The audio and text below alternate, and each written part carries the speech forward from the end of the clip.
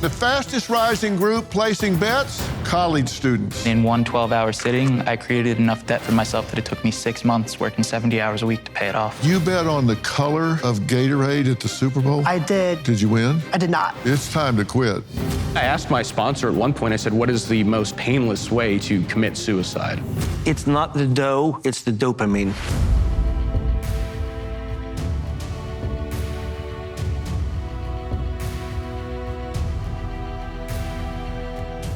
Well, Drake and Ashton have done it. So have Ben Affleck and Pamela Anderson. In fact, by 2028, it's estimated that 243 million worldwide do it, to the tune of $138 billion. What am I talking about? Gambling, sports betting, much of it online, and the fastest rising group placing bets, college students. From dorm rooms and lecture halls to cafeterias and stadiums, students are playing the odds, hoping Lady Luck shines on them. In fact, 1 in 3 students gamble online, and 26% of those students believe they have a gambling addiction or at least a problem. Now, Saul says he started gambling online in high school when he was 15 years old. He says it wasn't long before he had bookies chasing him for payment. I first started gambling online when I was in high school. I was 15, and I found this online casino app on Facebook. I'd stay up late at night on my iPad under the covers playing roulette when everyone else in the house was asleep. I felt a little bit of a rush from it. I even started scamming people in the app to get more virtual currency. I was 15 years old. Here I was collecting thousands of dollars from defrauding these older people. From there, my first real taste of putting in any money on gambling, I put in a quarter and won $35. What I won was like a tank of gas, but to me, it was like I won $1 million. Felt like I was smarter than everyone, and I felt like this big shot. At this point, I was already thinking of how far can I take this? My junior year of college. When I was gambling heavy, I won just about $2,000 cash mailed to me. I went to one of my classes. I flashed all that money out on my desk to show off to everyone. I thought everyone was gonna bow down to me, but it seemed concerning to people. Hey, what is wrong with this guy? When it was getting to where I couldn't pay my gambling debts, I was borrowing money from my parents. It was really traumatic for them because they were losing sleep, worrying about my safety, worrying about how I'm ever gonna get out of this, worrying about my future. Here I was just crippled by this addiction. Nowadays, you don't have to go to the casino. The casino's right there in your pocket on your cell phone. Before I start with Saul, let me just ask the audience, by a show of hands, how many of you have placed a sports bet within the last year? Raise your hand. Raise it real high. Okay, now let's include the lottery. Raise your hand. Okay, the rest of you lie like rugs. I'm not saying you're gamblers. I'm just saying you're gamblers. You do know the lottery's gambling, right?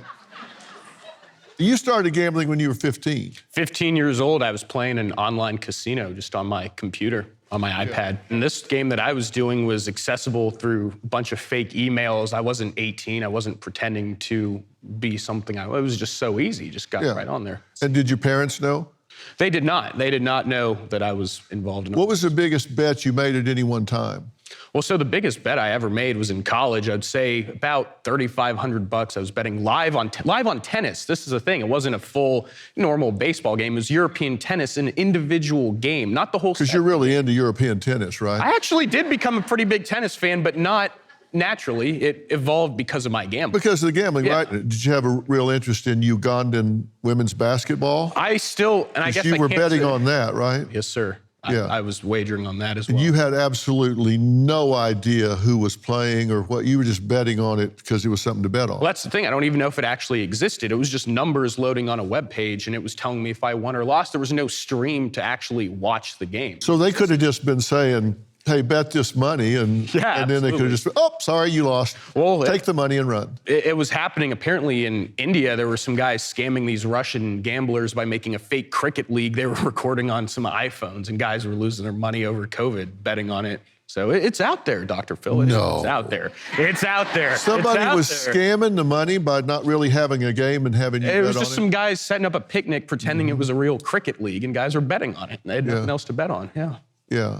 So tell me the experience you get when you bet, because it wasn't the money, right? There was more to it than that. Yeah, I mean, you got to rush.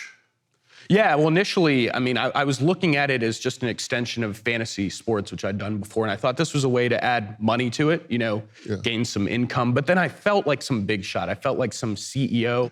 And I felt like all my friends from high school were already getting involved in parties and the college life. I didn't really experience that yet. And I thought gambling was really my thing. It gave me this sense of identity. And I felt like some big mob character while doing it. So I really was diving deep into it. What's the biggest amount of debt you got in? Well, in total, I'd say I've said it 20 to 25K. I mean, I don't have the exact number off the top of my head, but it was more than you had. It's more than I had. And it was through so many different avenues. It was, owing my parents money, owing a bunch of different bookies money, owing money to these predatory online loans. And this is nothing. I mean, think, Dr. Phil, I was off in college studying to make it in the world. It wasn't something that was ever the plan for me to go down any sort of trajectory like this. Just so you know what you were contributing to, in 2022, Americans spent $80 billion, $80 billion with a B, dollars on sports betting. Since 2018, there's been $180.2 billion legally wagered. Now, Saul says gambling was fun until the bookies started chasing him for payment. We'll ask him what kind of high that was when we come back. I didn't know you could bet on tennis, bet on darts. By the time all was said and done with my gambling, I went through at least 10 bookies. Eventually, I didn't have the money to finance my gambling, and I was relying on joining new bookies' websites, so I was gambling on credit. When the bookies were contacting people I knew, it really did scare me. But I also thought that the way out of it would be to gamble more, win the money back, and be able to pay them off. I don't really know where it crossed the line to being an addiction. Just like, this is physically painful. So when you were dealing with these online bookies, they were fronting you the bet? You didn't have to put the money up? It was done in a way where a bookie agent, whoever, they would create an account for me through a web platform and load a credit line. So it would say you have 500 credit to gamble on. And at the end of the week, it was sort of like a handshake deal. At the end of the week, if you're down, you, the player, are obligated to send the money through a money transfer. They'd front the money, which made it really easy. You didn't even have to put up any money. Yeah, absolutely. And it's online. I mean, look, I'm not here to make all these excuses and say that people were forcing me to do any of this behavior, but I will say it was incredibly easy, and it looks like monopoly money when you're dealing online, and it's just a number. You're not physically sorting out any currency. No, I have to say, you've been very transparent about it, and you've owned this whole thing, but I do want to point out they do make it easy for you. The problem is, when this is easy for people at this young age, your brain's not through growing yet. And the part of your brain that grows last is the neocortex.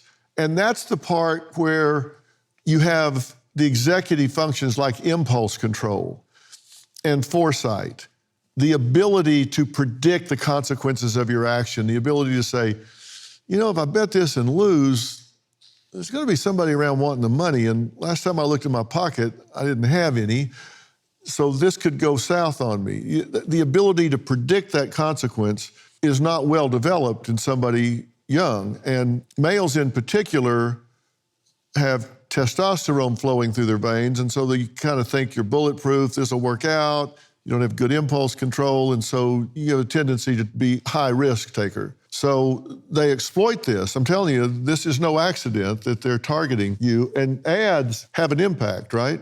Yeah, absolutely. It is inescapable now to see the advertising, and I think that this next generation really don't have a shot at a healthy, normal relationship towards sports unless they actively seek that. I mean, the default is to become involved in this sort of gambling behavior. And it's a social activity too. It's just something that you can do with your buddies. So it comes across as pretty innocent. Saul made a 2-hour and 20-minute drive from his apartment to a casino with $400 cash, and you lost it all in a matter of minutes, right? Yeah, I made sure to time it when my loved ones and friends were asleep so they wouldn't track my phone. It was like 1 a.m.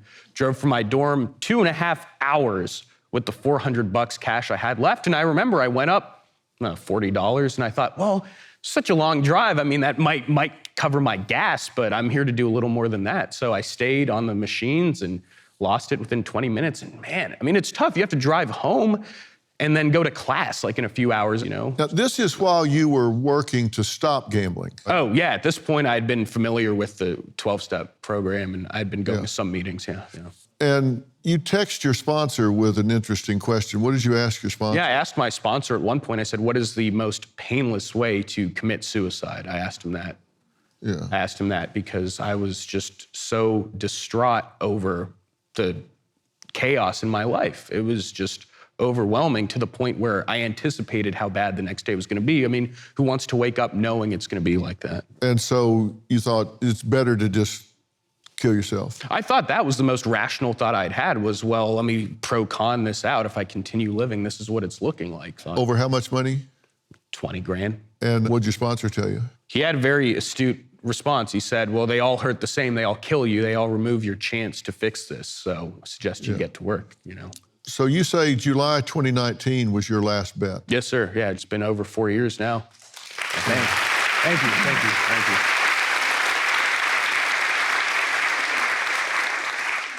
And you're still paying off the debt? I'm still paying them. And people have told me why do it. And I say, you know, I need to make good on that to feel that I'm back in good standing. How much do you owe now? About $6 grand, I'd say. And how are you paying it off? What are you doing? I'm actually, you know, this is probably the best publicity I'll ever get. I do these speaking engagements at schools and conferences and do these webinars talking about gambling.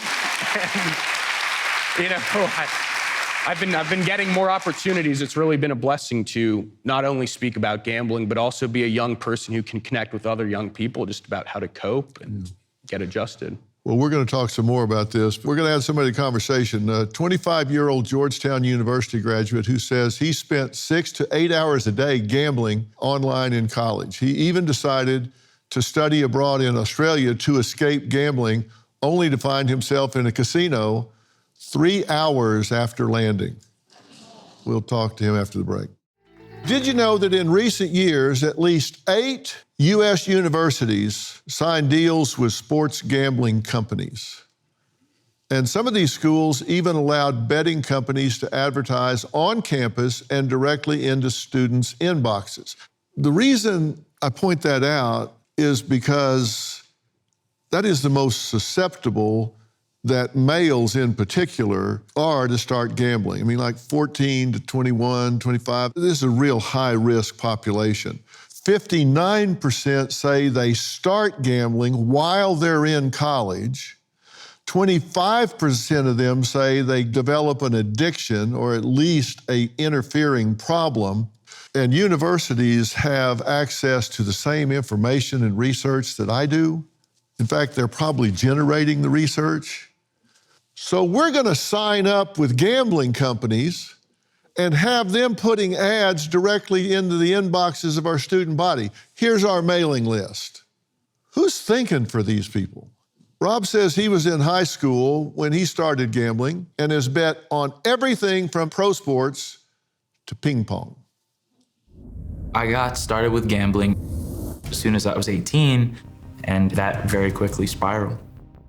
At that time, I was using a website that was operated out of the Caribbean. When I started my college career at Georgetown, I was still gambling. I didn't take a single day off. Gambling was everything that I did. It was always that nagging presence in the background. By the end of it, I was very emotionally numb. And even the wins wouldn't really do anything because they were expected. I see gambling on college campuses heading in a really negative direction because the younger that you start gambling, the more likely it is that you will develop a gambling problem. I was gambling for between 6 to 8 hours every single day. I created enough debt for myself 6 different times where I had to work 70 to 80 hours a week as a college student just to pay down those debts. I could have been out at a party with friends and I'd run off to the bathroom in order to check on the bets. I could have been at a dinner with my family and checking it under the table. One really common pattern right now with problem gamblers is because it's on your phone, you can do it from anywhere. Back in the day, you had to drive to the casino. Now, someone can roll over in bed in the morning, check their phone, and start spinning blackjack. The casino's in your pocket. Rob, welcome. Thank you for having me on. What do you think kicked it off for you? Growing up near the Philly area, there's always been a strong desire to watch sports. Every party centered around watching some kind of game. And I thought that the more I knew about sports, the more money I'd be able to make gambling on it when I became 18 and I saw the ads for daily fantasy sports. Other than money, what was your payoff? What'd you get out of it?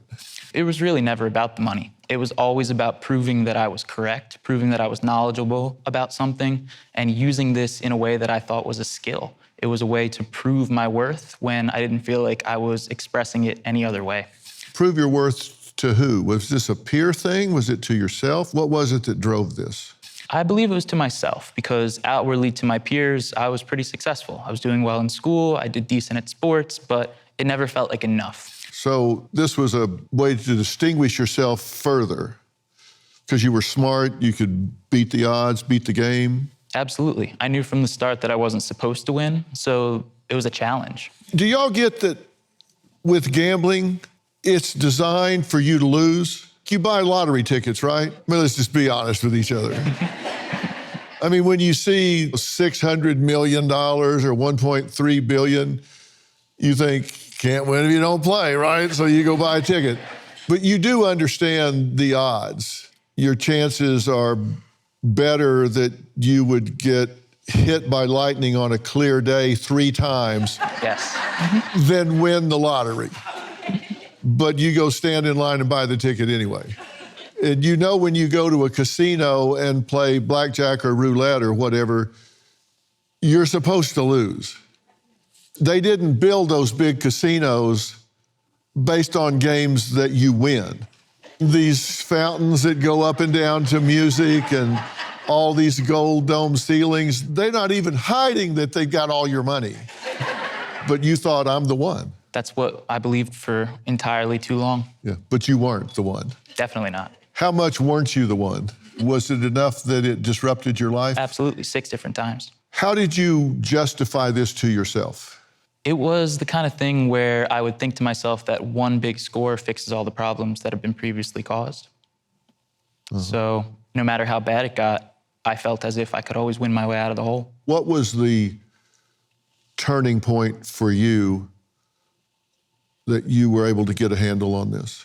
The strongest turning point I had was when I went to a casino on November the 12th of 2022, and in one 12-hour sitting, I created enough debt for myself that it took me 6 months working 70 hours a week to pay it off.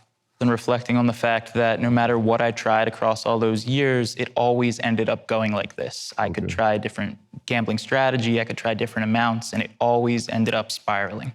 So I finally came to terms with that. But why the 6th time instead of the 5th or the 12th? Why that time? The velocity in the one 12-hour span I created that debt, where in other times it would take weeks or months maybe. So this was accelerating for you. Absolutely. Finally, whoa, this is bad. All right, next, we're going to talk to a college sophomore who says it's hard to cut back on his gambling when he's bombarded with targeted gambling ads whenever he uses his phone. We'll be right back. My last bet, as soon as I walked into the casino, I knew what was going to happen. I spent the next 12 hours on a gambling binge where I played every game in there, including still betting sports on my phone, but also spinning slots in the casino while also playing on my phone, playing poker. I used enough credit that it took me 6 months just to pay off the debt that I had made that day. Tonight, we're talking about the surge in popularity and the pervasiveness of online gambling with young men. Now, Frank says he made his first bet last year as a freshman at college. When I first got to college, I found sports gambling as a way to talk to my friends about sports in a deeper way.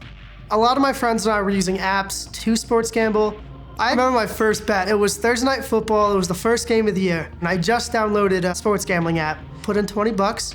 I'd live bet the Bills money line at halftime.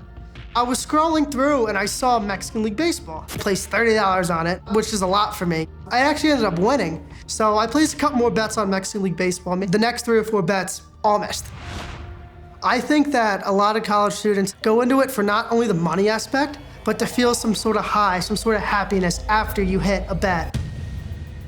My freshman year of college, when I would sit down with my friends to watch a game, I would bet on maybe 3 or 4 games a night.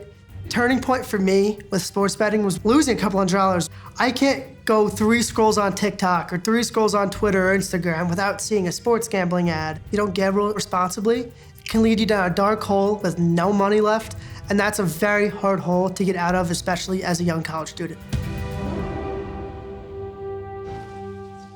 Well, Frank, you're in college now, right? Yes, I'm a sophomore. And you say more than half of your friends use gambling apps, right? Yes, yeah, I would say about 60% or so. And what I was saying right before the break is that these ads bombard you on the phone. What is it that's appealing about them? I know personally I can't go 2 or 3 scrolls on an app without seeing an ad. They'll give you maybe a parlay that's 4 legs or so, and they're like, oh, look at these odds. This guy has to score this and that, get this assists. But they're juiced up odds, and it looks appealing at first, but when the app is building a bet for you to make, they're obviously banking on you losing, and that's what makes them the money. So I think it's definitely that.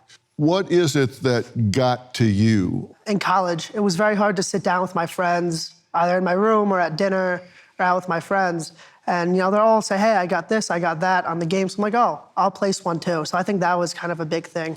You bet on the color of Gatorade at the Super Bowl? I did, yes. It was the color of the Gatorade that gets dumped on the coach, the winning coach. Did you win? I did not. It's time to quit. Yeah, that was a big point when I was like, all right, if I'm betting on a Gatorade color, I have to stop. Right around then is when I really stopped gambling. When was the last time you bet? So I was at the Stars game the other night, and I bet on the Stars, and they won. But what I do is I only place bets when I'm home from college on a break, working with income coming in. I don't place a bet when I'm, say, at school, spending money on other things, just so I don't lose any money that's not coming in. Is that a justification or an admission? You say that like that's a good thing. It's not, but it's not like But you're still betting. Occasionally, very occasionally, but it's $5 here and there. You don't think it's a problem? Not anymore. Okay. So you have it under control? Yes, 100%. Nick, a high school and college gambler who now owns Dorm Room Degenerates, a site that sells sports betting tips, says gambling is purely business for him, and a lucrative one at that.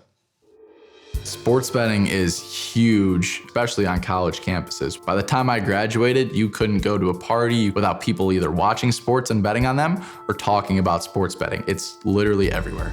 And then I saw people on social media who do this for a living. So I started doing it more and more and started to win. I bet 365 days a year, except for on Christmas. I don't have an itch to bet on sports. For me, it's strictly business. It's only to make money. I could stop tomorrow if I wanted to. I won't go to a casino. I won't play any games, no slots, blackjack, anything. I was literally just in Vegas. Didn't do anything other than bet on sports.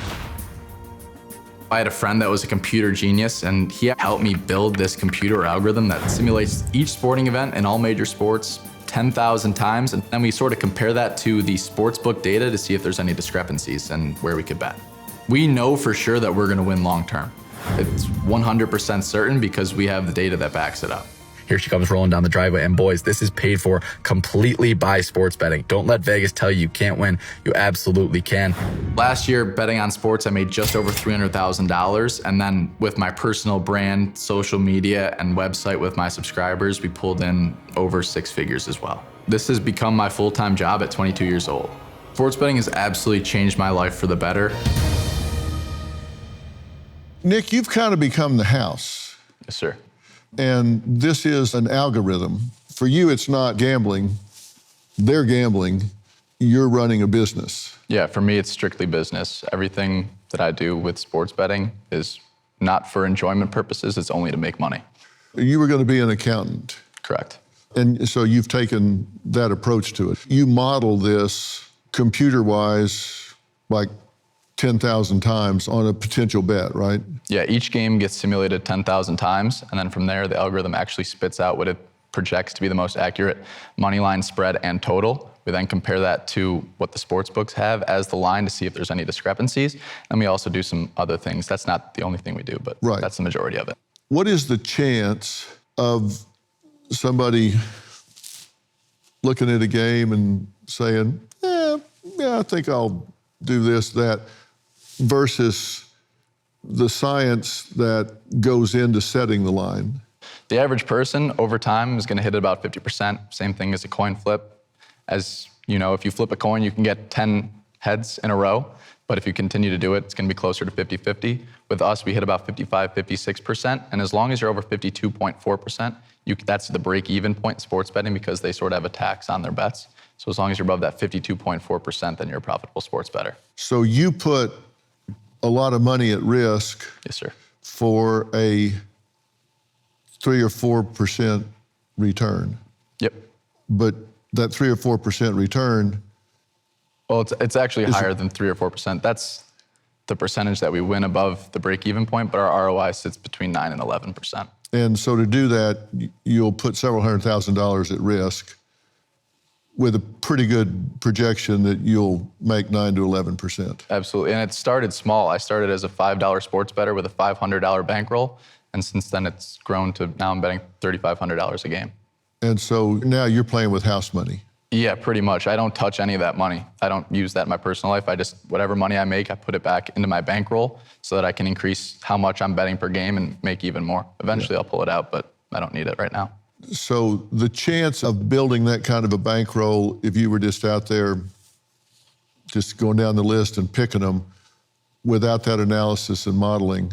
Very difficult. You'd have better chances at making money in a bunch of different ways. And those coin tosses that you do when you think 10 in a row, man, the next one's gotta be. That's the gambler's fallacy. Yeah, because each one's independent. Exactly. Yep, just because there's 9 heads in a row doesn't mean the next one's gonna be tails. When you see these big sports betting services and they say, hey, we paid out $9 million last week, isn't it true that the vast majority of that goes to very few people like you? Yeah, absolutely. Yeah, the majority of winnings goes to a small share of individuals. I like to tell people I'm not smart enough to beat Vegas. The only thing that is a computer. So even though they advertise we paid out $10 million last week, it goes to 2% of the people betting. The other 98% are paying you. Yeah, and it's unfortunate that it's that way because people would do a lot better if they knew how to bet properly. But unfortunately, the sports books, they like their money, so they push whatever's most profitable for them, which is parlays. Well, it's been 6 years since the Supreme Court struck down the federal sports betting ban. Now, this has spurred 38 states and Washington, D.C. to legalize it. Harry is a gambling addiction therapist and says he believes that historic ruling caused a public health emergency. Harry, welcome to the show. Thank you, Dr. Phil. When you talk about an emergency, we're talking about a lot of people that don't handle this very well. People in America lost more than $100 billion with a B dollars to the gambling industry last year. And it's not just people who are ultimately diagnosed with addiction. Gambling causes harm not only to the person who struggles with gambling addiction, causes harm to their friends, their family, their community, their coworkers. And it's interesting that we talk about this as an addiction. Harm occurs well before someone reaches the point of addiction. So we don't have any idea how many people are suffering harm related to the growth of commercialized gambling. Other countries have looked at this from a public health model. The studies that have been done in Australia and Finland and the UK have shown that between 13 and 16% of the general population suffers harm related to gambling each year. If those numbers hold true in America, we're talking upwards of 70 million people a year suffering harm. 96% of the people that have a gambling addiction have some comorbid issue that goes with it, either OCD or impulse control disorder. It could be mood disorder, anxiety disorder. There are other things that go along with it. And so people know when we're talking about gambling addiction, it's characterized by an increasing preoccupation with gambling, a need to bet more money more frequently. Like you were saying, it accelerated for you in a 12-hour situation. Restlessness or irritability when you're attempting to stop. Chasing losses. You bet more to close the gap, double up to catch up kind of thing. Loss of control manifested by a continuation of the gambling behavior despite mounting serious negative consequences. And the people will usually recognize this. It's not that they aren't aware of it or don't have insight to it. They realize, I'm having these issues, but I can't stop. There are actual structural changes in the brain. The amygdala being larger, the actual striatum of the brain changes. If you look at people with serious gambling addictions and you do an MRI on their brain versus somebody who doesn't have it, the brains are different. Have you looked at this? It's not the dough, it's the dopamine. We have known for more than 12 years that gambling is an addictive product just like opioids and heroin and tobacco. The impact on the human brain is exactly the same. And Dr. Phil, I applaud you for mentioning the chasing of losses, because that's really, from a public health perspective, what this is all about. The gambling industry business model, and I'm not opposed to gambling. I can't do it. I'm an addict in recovery. I'm coming up on the 10-year anniversary of my last bet and my suicide attempt related to gambling addiction. But I'm not opposed to it. What I am opposed to is a system that has been created in the last 6 years that is designed to deliver constant access to more and more and more action through in-game, what we call micro betting, using artificial intelligence to create these bets, online casinos offering 5, 6, 7 hands of blackjack at a time. If you take a known addictive product and you deliver it in rapid fashion on every phone, tablet, and computer, without guardrails, you are going to cause harm. That's the business model. It's not a good nor a bad, it's a scientific reality. And many of the stories you've heard and the ones I hear from my patients are stories of pain and suffering, and there are ways we can prevent this. What I'm trying to do with my work, frankly, as a therapist, I'm trying to put myself out of business as a public health advocate. I'm not going to, but I'm going to try because it's morally the right thing to do. You got to follow the money. And you see all these states with lotteries, and most of the lottery money comes from those who can ill afford to be spending the money. And it's generating tremendous profit for the states. Call it what you want, but it's just another form of tax. You got to follow the money. They're greedy bastards. I ain't big on getting the government into individuals' lives, telling them how they can spend their money. But I'm also not interested in creating programs that exploit those people and make it possible and easy to take their money from them. That bothers me. Does that bother you guys? I said, what's the difference between hobby betting and gambling problems? Look, you know, if you don't have money to spend and you reach those criteria that I listed on having a gambling problem, that's different than putting $5 in a pool at work once a month or on a game, something like that. Maybe you pick the right numbers or get assigned the right numbers. You can do that for fun versus gambling the rent money and having to hide. And you're not going to win enough money to change your lifestyle. You can certainly lose enough money to change your lifestyle. And you just got to think about that. Well, it's a holiday season. We're not always serious around here. What better way to celebrate than to play fun games with the family? Now, I took my jacket off because I've lost my mind and I thought I would actually try to play this game, but I've changed my mind. I'm not going to do it. Yes, you are. No, I'm not. I did this a couple of years ago, and my 9-year-old grandson, London, beat me. All right, I'll do it. I'll do it. I'm joined by Dominique Saxa, who's part of our Merit TV family. So you're going to do this, right? I'm going to do this. I'm doing this with you. Yeah, you'll be We're fine. Dig it You'll out. be fine. Also joining us are brothers Jacob and Victor Erickson, co-founders and spokespersons for Box Bowl in the game that's trending on TikTok. It's got a few views. 250 million-ish? Yeah, 250 million. Thanks for being here. Thanks for having us. Thank you. Listen, Jacob, I'm seeing this game everywhere. People young and old are playing box bowling. This thing caught on, right? That's right, Dr. Phil. Playing box bowling is all about moving and having fun. It improves hand-eye coordination, reflexes, and body control.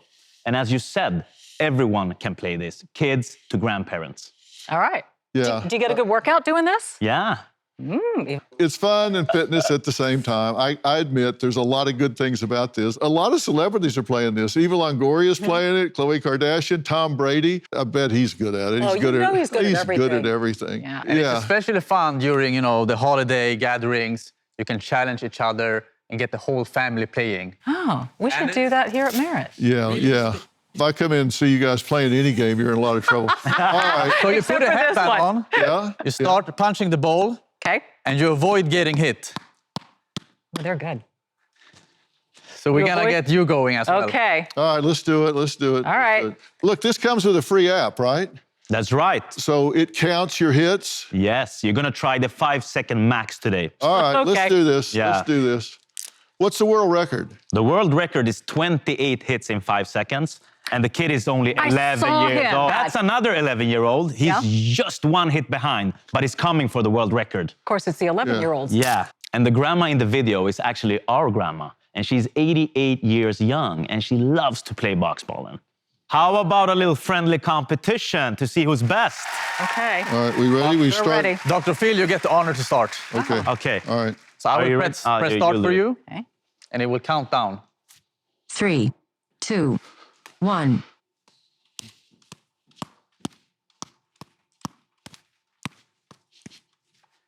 Ten. Good, 10. And that's the goal, right? You want to get 10 at first. Make it to 10. Yes. Okay. All right. That's my goal. That's 10. the first challenge. Okay. 3, 2, 1.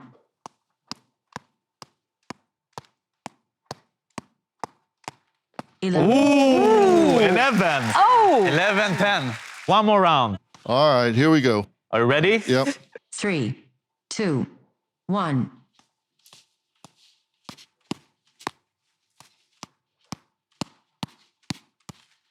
Yeah, 10 Oh, again. yeah. Really That's good. Ten's Okay. my. 10's your my. That is lucky good. number. You ready? Okay, I'm ready. 3, 2, 1.